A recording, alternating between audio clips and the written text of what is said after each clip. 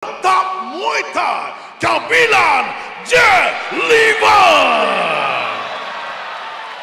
Jadi reputasi belum pernah tewas dari tahun 2015 hinggalah 2019.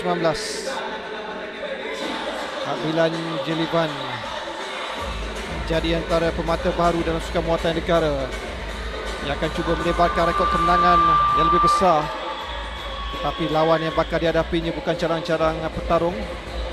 Masing-masing memiliki kelebihan dan juga kelemahan yang perlu dikaji terlebih dahulu untuk digunakan, dimanfaatkan dalam pertarungan 9 minit ini. Di mana untuk penonton-penonton di rumah, Kabilan Jelivan Fadil Selendang Kuning ni akan bertemu untuk acara Super 4 di mana mereka akan berlawan 2 kali pada hari ini. So perlawanan pertama ini adalah penentuan untuk siapakah akan bertemu lawan lagi satu di final. Dan lawan beliau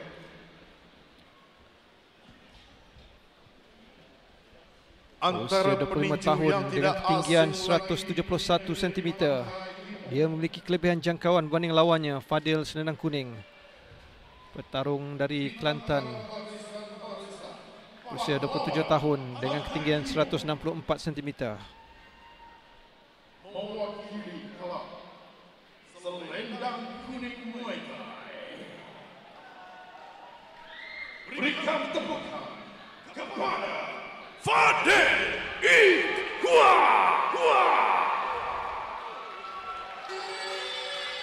Jadi lawan yang dikenalkan kontender untuk Kabilan adalah Fadil Selendang Kuning, mewakili kelab Selendang Kuning Kelantan.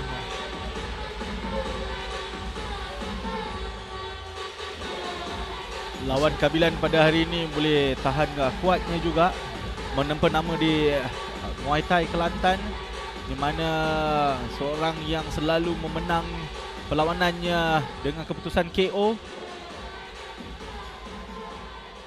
Boleh dikatakan agak keras lawan Javelin untuk yang pertama ini.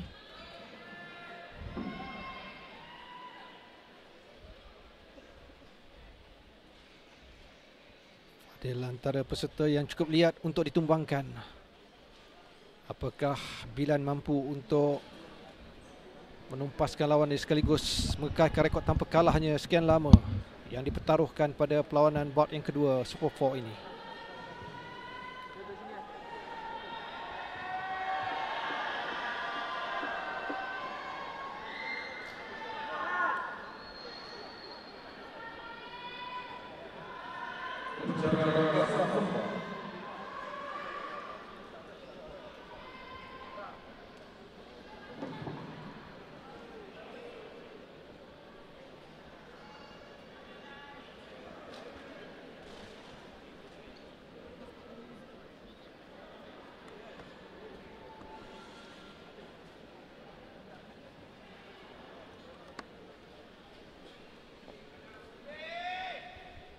Fadil hanya ketinggian 164 1.64 meter berbanding lawannya yang memiliki jangkauan yang lebih. Apakah dia dapat bertindak lebih agresif untuk menguasai pusingan yang pertama? Pusingan pertama hanyalah pengenalan untuk mengenali lawan masing-masing, refleks dan juga apakah kelemahan masing-masing dengan 63 kg dan sedikit kelebihan dimiliki oleh Bilan. Dari segi usia dan juga jangkauan, dia lebih muda bermakna lebih banyak tenaga, tetapi pengalaman yang dimiliki oleh Fadil tidak harus dipandang ringan. Pertarungan ibarat buku dengan ruas. Kita akan melihat siapakah yang mampu menumbangkan lawan masing-masing pada pusingan awal ini. Apakah mampu dilakukan ataupun scorecard akan menentukan pemenangnya.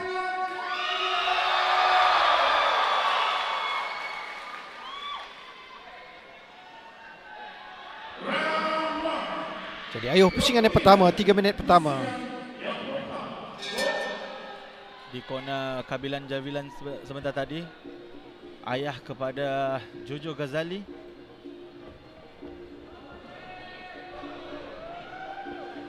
Satu overhand yang tidak menjadi dari Bilan. Serangan lutut yang baik dari Fadil. Dia berkesempatan untuk melepaskan serangan lutut terus ke arah rusuk lawannya. Low kick yang baik Fadil memerlukan combo, sepakan dan juga tumbukan. Mungkin push kick adalah antara pertahanan yang terbaik untuk Bilan. Satu overhand dari Bilan. Counter yang cantik ya untuk tendangan kaki kanan, which is tumbukan serangan cross. Berlaku sedikit lebam juga jika kita lihat di bahagian kepala Fadil. Jadi Fadil mendakwa ia diserang ke arah groin. Low blow ya, jika dikatakan di situ.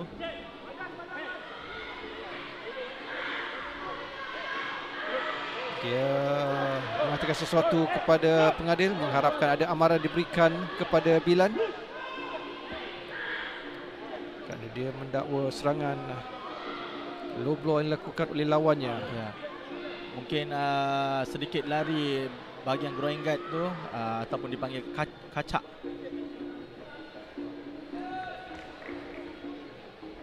Harus diperbetulkan, bahaya jika dibiar,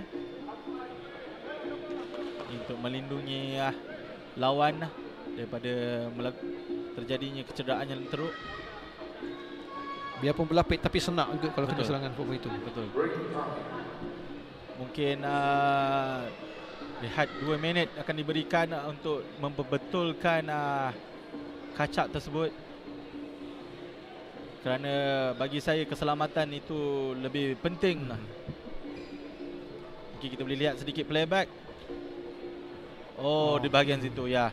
Sedikit tidak sengaja. Okey, jika kita lihat Kabilan cuba untuk melakukan low kick, tetapi dia bermula dengan body shot dan seterusnya satu sepakan mengenai ketingnya.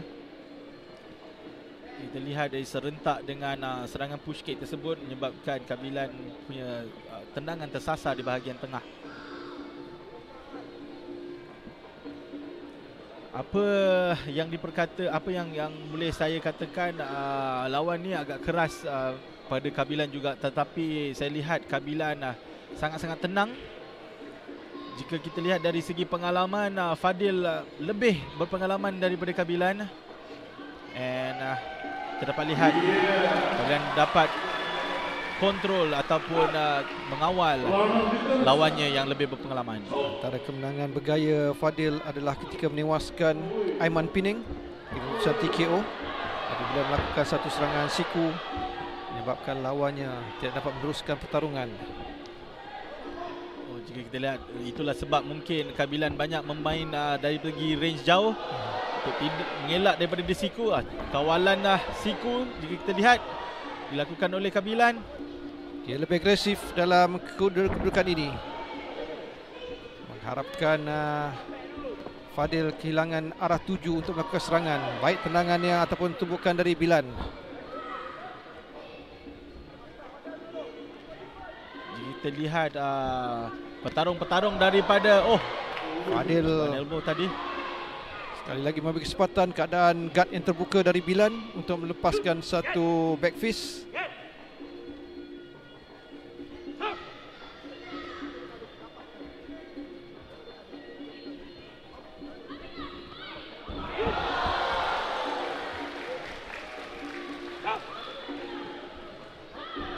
Bertahan yang baik dan dilakukan oleh Bilan. Sambil Fadil cuba melakukan serangan siku, serangan pemula yang kurang berkesan. Bukan sekali lagi satu jab dan juga cross yang baik dilepaskan oleh Bilan.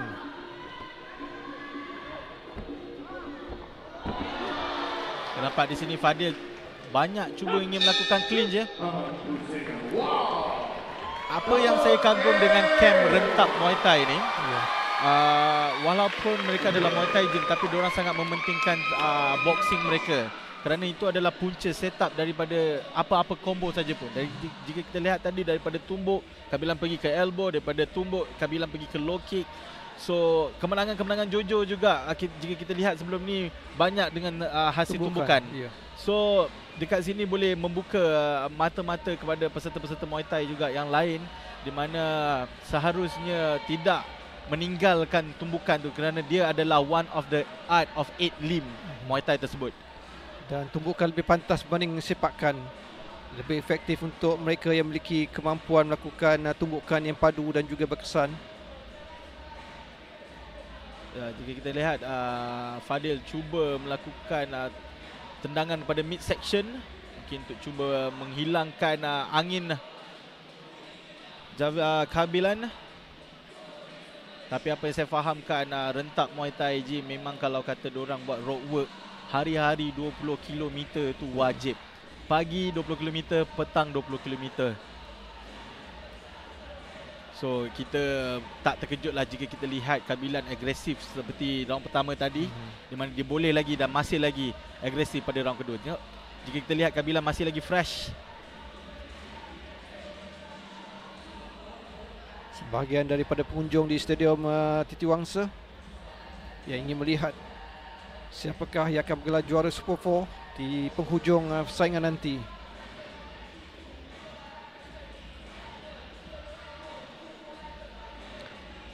Fadil masih lagi hilang punca untuk mendapatkan teknik sikuan yang berkesan yang merupakan signature serangannya.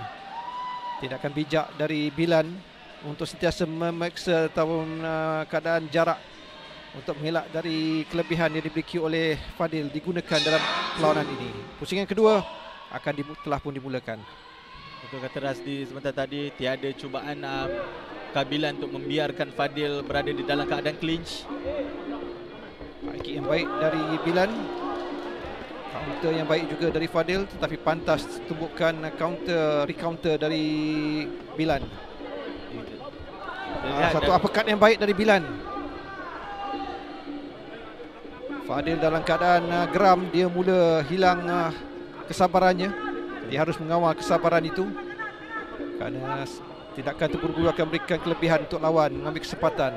Satu sikuan atau serangan lutut yang baik dari Bilan. Tepat ke arah perut sebentar tadi, agak senak ya. Adakah Kabilan? Dan tumbukan yang baik, dan itulah kelebihan dimiliki oleh Bilan. Yang cantik.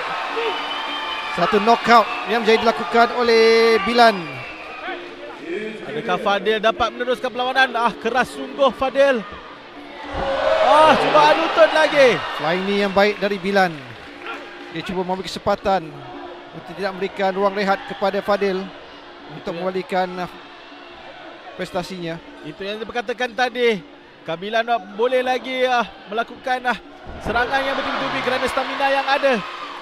Fadil mungkin harus clinching, tidak memberi ruang kepada Kabilan. Seperti menjadi punching bag jika dibiarkan Kabilan menyerang bertubi-tubi. Baik serangan dari Bilan. Sekali lagi serangan lutut dilepaskan oleh Bilan mengenai rusuk lawannya. Jadi Fadil mula hilang arah. Saya rasa Fadil masih lagi dia hanya cuba untuk melengkapkan 69 saat yang terakhir ini. Masih lagi tersakiti daripada serangan yang pertama tadi. He is still hurt. Baik dari Bilan, uppercut dan seterusnya satu straight yang dilepaskan ke arah muka. Satu standing count yang kedua diberikan, standing count yang pertama diberikan kepada Fadil. Dia perlu mengelak dari 3 standing count turut untuk berikan kelebihan dan kemenangan kepada lawan dalam mana-mana satu pusingan. Tapi Kabilan harus juga berhati-hati, berbaki 36 saat, apa saja boleh terjadi.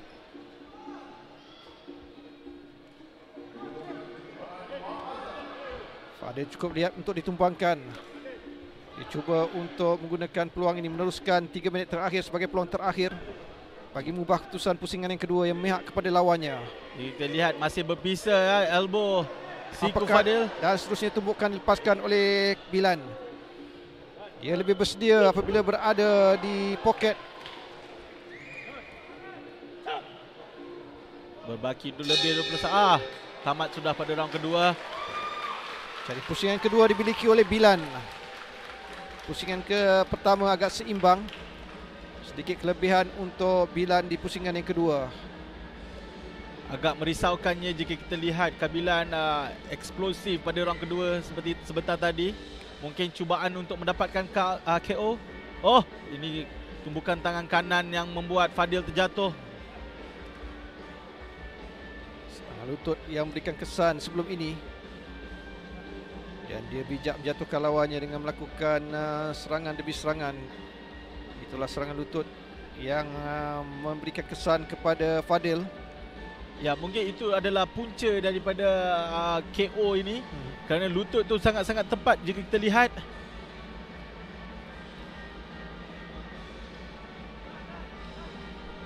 Pada round ketiga, saya rasa Kabilan harus lebih berhati-hati. Mungkin sedikit kesilapan dalam masa 3 minit ni boleh mengubah kelebihan yang dimilikinya dalam pusingan yang kedua. Jadi itu antara sesuatu yang harus dipikirkan oleh Bilan. Tidak terlalu gairah untuk menumbangkan lawannya, kerana dia dalam keadaan kelebihan. Lawan telah pun diberikan satu standing count. Di skrin sekarang ini Johan Ghazali bersama ibunya, di mana diperkatakan Johan Ghazali tidak pernah menghadiri any national ataupun international Muay Thai punya event di Malaysia ni, di mana untuk kali pertamanya Johan Ghazali hadir dan support wilayah pahlawan International Muay Thai Championship. Dia adalah antara ikon sukan Muay Thai ini. Satu fenomena diciptanya dalam One Championship akan diteruskan dan diharap mampu untuk memberikan peluang kepada anak-anak muda lain mengikuti jejak langkahnya. Yang menarik juga, adik Miki akan bertarung pada wilayah pahlawan ini dalam salah satu Super 4 yang mencari juara antara juara terbaik dalam Super 4 nanti. Jadi Fadil cuba untuk melakukan sesuatu. Lihat bagaimana dia semakin agresif. Dia dari pusingan kedua milik lawan, dia memerlukan satu knockdown untuk mengimbangi kesilapannya di pusingan yang kedua. Dia telah pun menerima satu standing count di pusingan yang kedua, bermakna kelebihan dimiliki oleh Bilan. Tip di bahagian muka dilakukan oleh Fadil.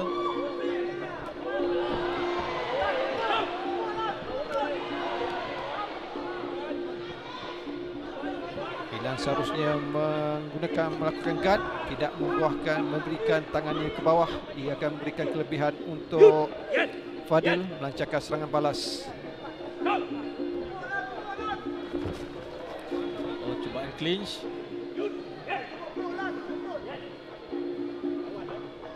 Fadil tidak mahukan teknik itu digunakan ketika ini. Kita lihat bagaimana dia cuba menggunakan sepakan sebagai kelebihan untuk cuba menumbangkan lawannya. Mungkin Kabilan sedikit terkesan daripada serangan yang bertubi-tubi dilakukan pada round kedua tadi. Cuba mendapatkan KO. Sedikit slow corak permainan dia di round ketiga ini.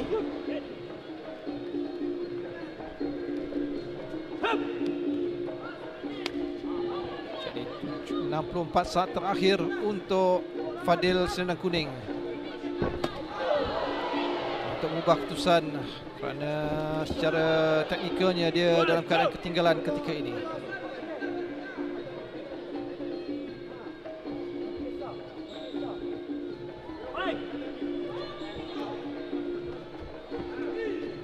Oh, lutut yang tepat. Bilan bijak untuk menggunakan range sebelum melancarkan serangan. Dia sentiasa cuba mendapatkan ruang. Lihat bagaimana kesungguhannya untuk berikan tekanan kepada Fadil. Baki 34 saat terakhir ini.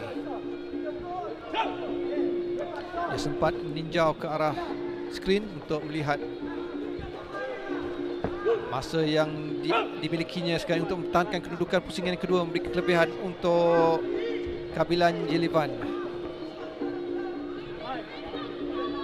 Bagi 10 saat. Masih lagi bagi saya poin lebih kepada Kabilan atas serangan-serangan dia yang lebih bertubi-tubi. Fadil pun tidak menunjukkan kesungguhan untuk menjatuhkan lawannya. Jadi berakhir pusingan yang ketiga. Pusingan kedua jelas dikuasai sepenuhnya oleh Bilan dengan standing count diberikan kepada lawan.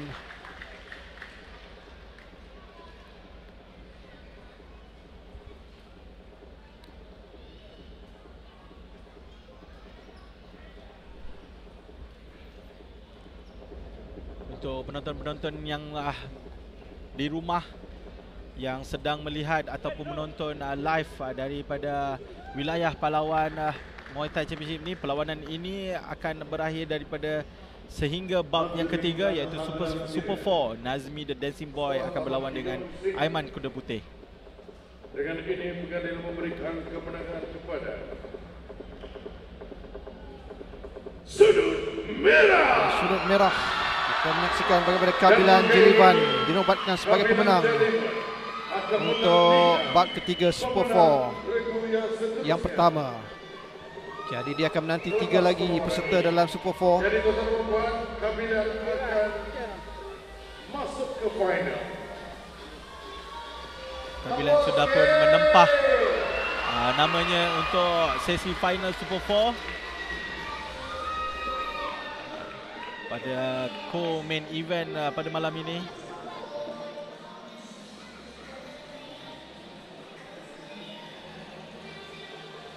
Fadil langsung tidak menjangka kelebihan dan kepatasan tumbukan dimiliki oleh Jivan mampu untuk memberikan kelebihan kepada lawan. Mungkinkah serangan itu merupakan antara faktor menyebabkan staminanya semakin menurun di pusingan yang kedua? Saya rasa lutut yang pada round kedua itu yang membuat Fadil tidak dapat menahan serangan-serangan Kabilan seterusnya selepas itu. Jadi ini sebahagian daripada serangan yang dimulakan oleh Bilan yang tepat dan seterusnya memberikan standing count yang pertama kepada Fadil. Dia tidak berupaya untuk mengimbangi dan juga menahan serangan tali arus yang dilepaskan oleh Bilan di pusingan yang kedua.